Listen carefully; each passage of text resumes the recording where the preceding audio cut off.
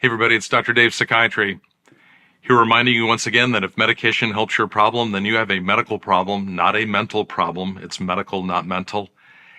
And welcome to the YouTube channel. Thanks for coming today. Today I'm just jumping in the studio to talk about a patient that I saw this morning that said something that gets said pretty frequently in my office, so I just wanted to sort of talk about it a little bit. Circumstance comes about when a patient is trying to decide if they need a new medicine. And they use the phrase, I don't want to be a guinea pig. So in this particular case, this gal has been doing pretty well on a couple of different medicines, but she is in fact using the most of the medicine that I'm going to give her in those two categories. So her decision was, do we change one or both of those medicines or add a third medicine?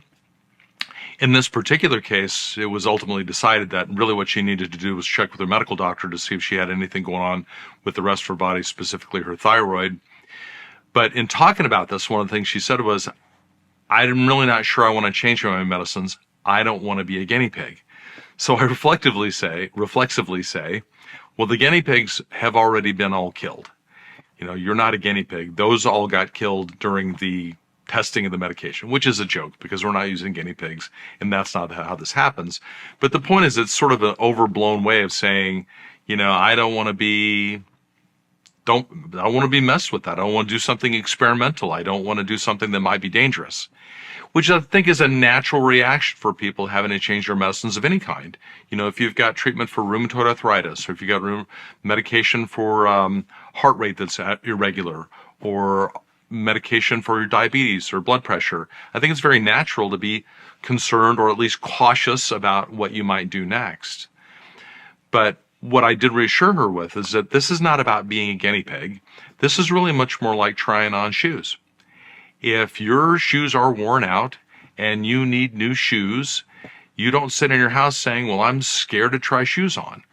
You go to the store and you look at shoes that might replace your current pair and you try them on.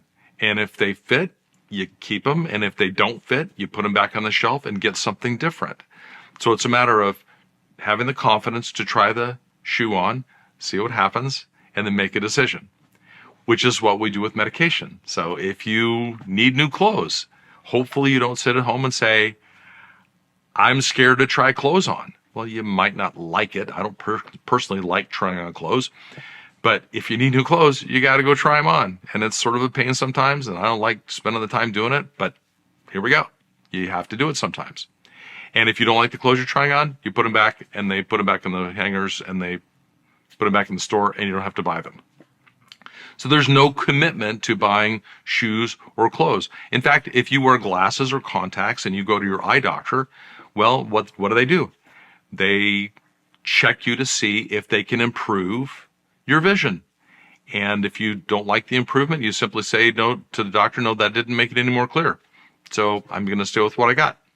So that's something that you always have control of. So in my world, I think often in brain chemistry, because people still perceive, even though you're watching the videos and you're working with me and you understand that this is medical, not mental, well, it still comes back in little ways. And one of the little ways is, hey, I'm reluctant to change my medicines.